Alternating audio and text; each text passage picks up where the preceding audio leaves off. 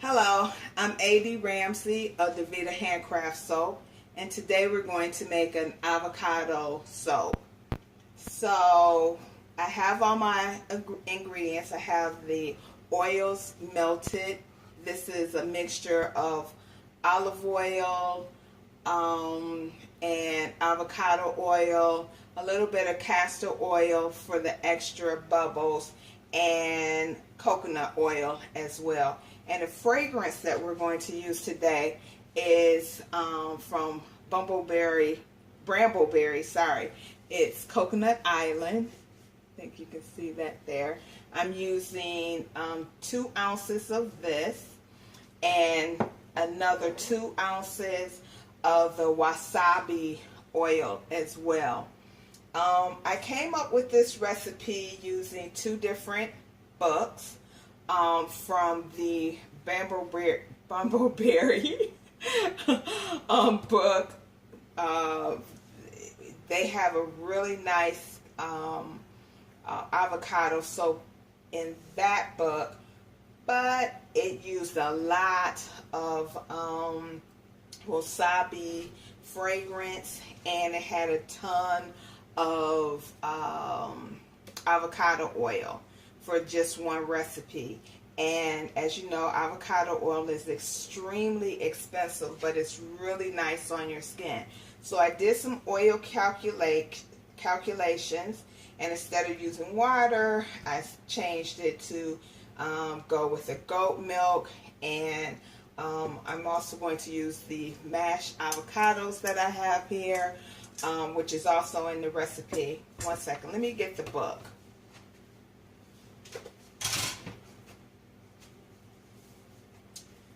Okay, so this is the book. This is a good beginner's book as well, and it's made by the Soap Queen. She has a lot of videos right here on YouTube. So I went by this recipe as far as inspiration, but it was a few things that I didn't want to use. And I'm such a huge fan of the goat milk because I just think that it makes your skin feel really lush. And since I didn't use as much avocado oil as she calls for, I figured that would balance it out. And I calculated my oils so that it would be a nice soap. And of course, we're going to use the half-gallon heavy whipping cream containers because they're already lined with wax, and I have access to a ton of them. And if you wonder how I have access to a ton of them, I'm a chef here in Las Vegas for 13 years now, and recently I worked at Hostings, and they make shakes, Hostings shakes. Buns and shakes, there you go.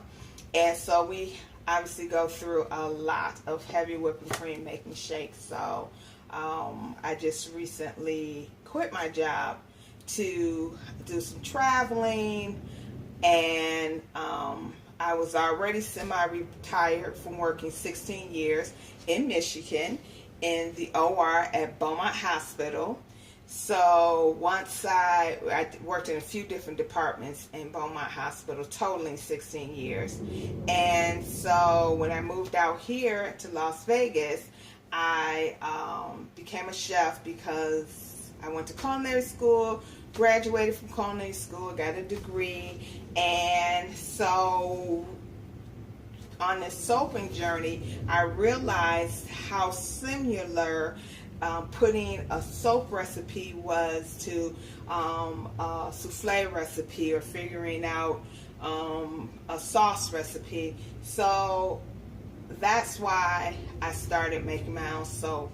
Once I started making it, I would just give it away. As I'm sure people who are starting out, you're going to go through the same thing.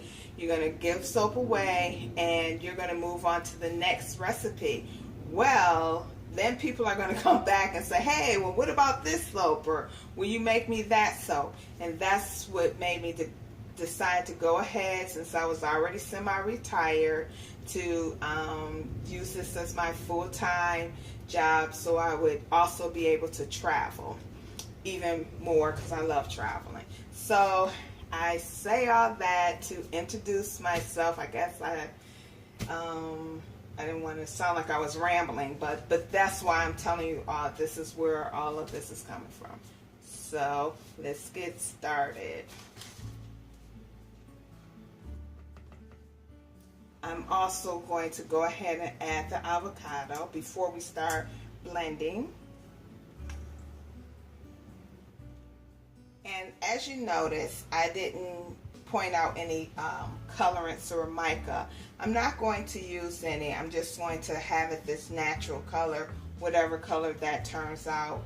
And this particular fragrance has 2.0 vanilla.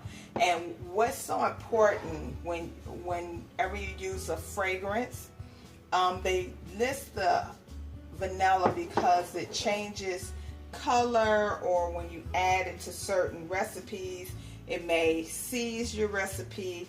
So this is a new recipe. We'll see exactly what happens, but they do have vanilla stabilizers for both cold process and melt and pour.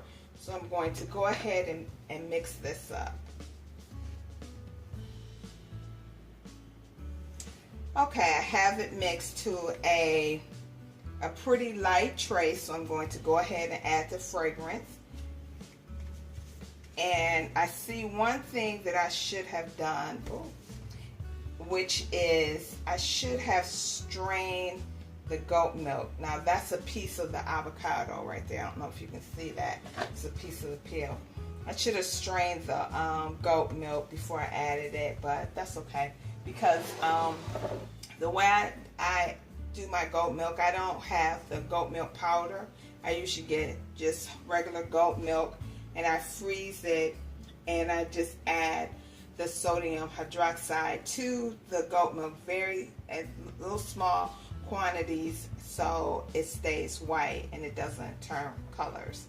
So this is the scary part. Let's see what happens. It didn't seize. It's still at a pretty light trace, and the fragrance, it smells a little bit like Jergens. I guess it's that coconut, and because Jergens has I have another piece of peel in here. Jergens has the almond and coconut smell. So I'm going to go ahead and pour this in, since we don't have any colorants, and then we'll come back after I get it inside the mold and tap it down. Alright, we're going to wrap this up, and next we'll have the cutting video. Okay, I wanted to show you guys something. Now, normally I soap very cool, but to avoid my soap going through the gel phase. But this recipe, see how it's turning colors and getting very dark? This is what's called the gel phase. It won't hurt your soap or anything, but it will discolor it. There's goat's milk in this, so that's accelerating the heat as well, even though I made sure that the goat milk was frozen, and when I added it to the soap mixture, it was at I believe 80 degrees, but still the soap has accelerated and gone into the gel phase, which that's fine. It won't hurt the soap. But I'll check back in about an hour, and if it's starting to bubble at the top, then I'll just put it in the refrigerator. I know that you can't put it in the refrigerator, but I don't like mixing anything that's soap related with any of my food. So it's not ever cold here, so I can't just sit out on the back porch like I would if I was still in Michigan. So we'll check it out and see what happens. Okay, we're going to do the cutting video for the avocado soap. And this is what it looks like. It's been sitting in the, I just took it out the mold and it was in there for about 14 hours. Just going to go ahead and take it out. It's nice and hard. As you can see, it's gone through the gel phase, which that's okay. And let's see what it looks like on the inside. Take one little small cut off the end. And this is what it looks like. It doesn't have any colors in here, just the avocado itself. Next time if I do this, I'll place it in the refrigerator. I'll empty everything out because I just don't like my soap commingling with my food on any level. So I'll put it in a box and take everything off of that particular shelf. I know it doesn't matter, but I'm just being a little anal. So this is what it looks like. You can see these little spots. That's from where I didn't strain the goat's milk. But it's nice and smooth. Let's see how much this weighs. Okay, so we're going to have chunks about this size. And it feels, you can really feel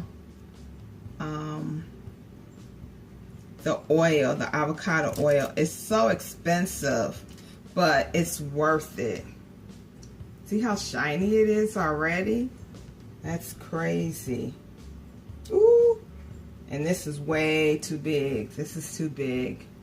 So I'm gonna cut one more, and I'll have to pay attention to how I cut this soap. This soap is super expensive to make. So I'll probably sell this for about $7 a bar.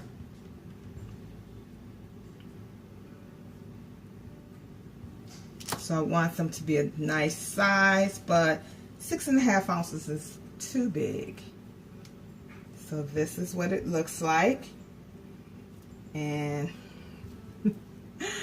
they're still coming out like big chunks, but that's okay. You can always cut it in half. So this is A.D. Ramsey of Davita Handcraft Soap. Please subscribe, like, and share my YouTube videos. I hope this was helpful.